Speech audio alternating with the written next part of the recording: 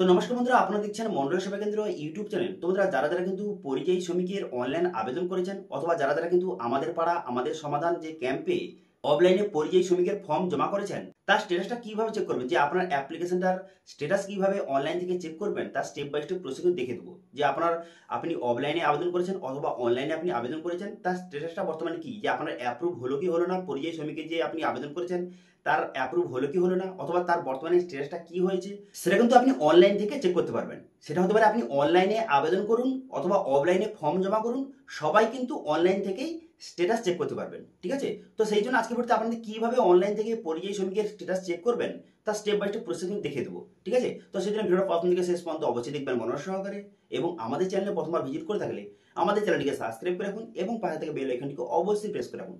তো চলো আজকে ভিডিওটা শুরু করা যাক।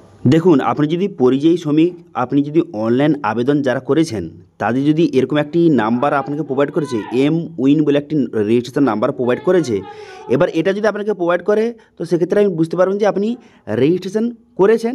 কিন্তু যদি রেজিস্ট্রেশন আপনি যদি কমপ্লিট না করে থাকেন, এখনও পর্যন্ত পুরোটা কমপ্লিট করেননি, সেক্ষেত্রে 90 দিনের মধ্যে আপনাকে যে রেজিস্ট্রেশন কিন্তু কমপ্লিট করতে হবে, এরকম কিন্তু মেসেজ এসেছে। এবার যদি আপনি রেজিস্ট্রেশন করে ফেলেছেন, কমপ্লিট করে ফেলেছেন, এবার তার স্ট্যাটাসটা কীভাবে চেক করবেন সেটা কিন্তু আপনাদের জানিয়ে দেবো। অথবা যারা যারা কিন্তু এই যে আমাদের পাড়া আমাদের সমাধান, সেখানে অফলাইনে আপনি পরিযায়ী শ্রমিক যে ফর্ম জমা করেছেন তারাও কীভাবে স্ট্যাটাস চেক করবেন সেটাও কিন্তু জানিয়ে দেবো। ঠিক আছে, তো সেই জন্য প্রথম কিন্তু যে আমাদের যে ওয়েবসাইট topguide.in এখানে চলে আসবেন। এখানে চলে আসার পর এই লিঙ্ক কিন্তু ভিডিও ডিসক্রিপশনে প্রোভাইড করে দেবো। এখানে চলে আসার পর তারপরে এখানে যে সার্চ এখানে ক্লিক করবেন। সার্চ এখানে ক্লিক করে দেওয়ার পর এখানে কর্মসাথী লিখে সার্চ করবেন। ঠিক আছে, কর্মসাথী লিখে সার্চ করে দেওয়ার সঙ্গে সঙ্গে তারপরে কর্মসাথী পরিযায়ী শ্রমিক একটি আর্টিকেল কিন্তু আপনার সামনে শো হয়ে যাবে। একটু নিচে দিকে আসবেন, দেখতে পাচ্ছেন এখানে লেখা রয়েছে যে কর্মসাথী পরিযায়ী শ্রমিক অনলাইন অ্যাপ্লাই, এরকম লেখা রয়েছে। এই যে আর্টিকেলটা, এটা আপনি ওপেন করবেন।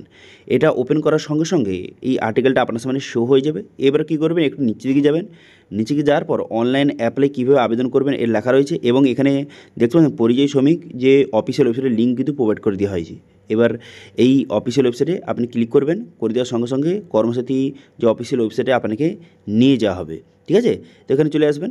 চলে আসার পর তারপরে এখান থেকে আপনাকে স্ট্যাটাস কিন্তু চেক করতে হবে। এবার স্ট্যাটাস কীভাবে চেক করবেন, স্ট্যাটাস চেক করার জন্য একটু নিচে দিকে যাবেন। নিচে দিকে যাওয়ার পর একটি অপশান দেখতে পাবেন যে user log in and registration বলে একটি অপশান কিন্তু রয়েছে। ঠিক আছে, এবার এই অপশানে আপনি ক্লিক করবেন। এই অপশানে ক্লিক করে দেওয়ার পর তারপর নেক্সট পেজ কিন্তু আপনার সামনে ওপেন হয়ে যাবে। ওপেন হয়ে যাওয়ার পর তারপরে এখানে দেখতে পাচ্ছেন লগ ইন অ্যাস, এই অপশানে ক্লিক করবেন। এই অপশানে ক্লিক করে দেওয়ার পর বেনিফিশিয়ারি অপশানে ক্লিক করবেন। করে দেওয়ার পর আপনার যে মোবাইল নাম্বার, আপনার মোবাইল নাম্বার বসিয়ে জেনারেট ওটিপি বাটনে ক্লিক করবেন। তারপরে আপনার মোবাইল নাম্বারে ওটিপি যাবে, সেই ওটিপিটা বসিয়ে অথেন্টিকেট অপশানে ক্লিক করবেন।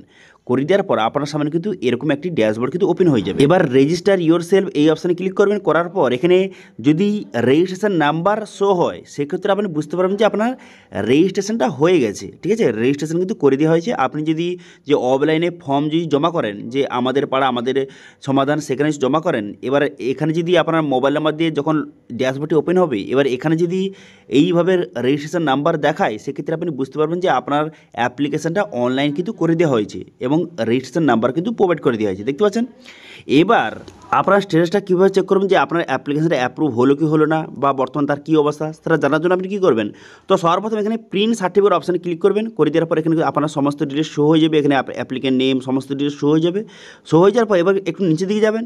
একটু নিচে দিকে যাওয়ার পর একটি অপশান কিন্তু আপনার সামনে শো হয়ে যাবে যে প্রিন্ট যে ভিউ সার্টিফিকেট বলে একটা অপশান দেওয়া রয়েছে। এই অপশানে ক্লিক করলে এখান থেকে আপনার সার্টিফিকেট কিন্তু দেখতে পারবেন। এখানে আপনার সমস্ত ডিটেলস কিন্তু লেখা রয়েছে। এবার প্রিন্ট সার্টিফিকেট অপশানে ক্লিক করলে এখানে আপনার সমস্ত কিছু লেখা রয়েছে।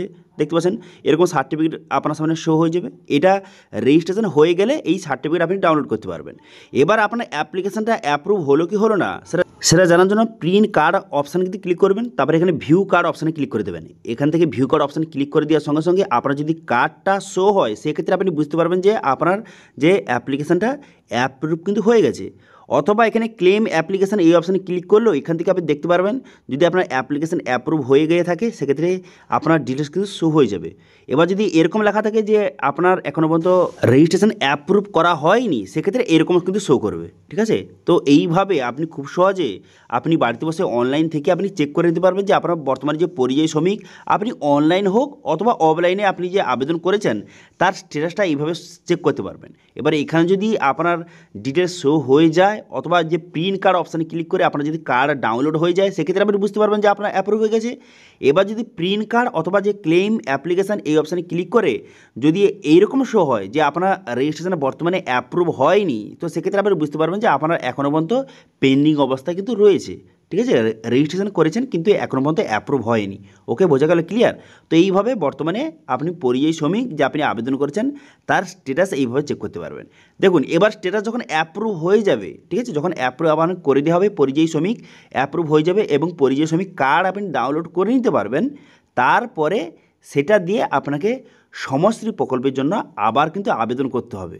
ঠিক আছে, তো সেই জন্য কমেন্টে অবশ্যই জানাবেন কাদের কাদের অ্যাপ্রুভ হয়েছে, তারা কিন্তু অবশ্যই জানাবেন। এবার যদি বেশি জনের অ্যাপ্রুভ হয়ে থাকে সেক্ষেত্রে নেক্সট ভিডিওতে আপনাদের দেখিয়ে দেবো যে অ্যাপ্রুভ হওয়ার পর কীভাবে সেটা দিয়ে সমশ্রী প্রকল্পের জন্য আবেদন করবেন এবং যে আপনার যে এককালীন 5,000 টাকা এবং প্রতি মাসে 5,000 টাকা পাওয়ার জন্য কীভাবে আবেদন করবেন সেটা কিন্তু তারপরে আপনাদের দেখিয়ে দেবো। ওকে, বোঝা গেল, ক্লিয়ার?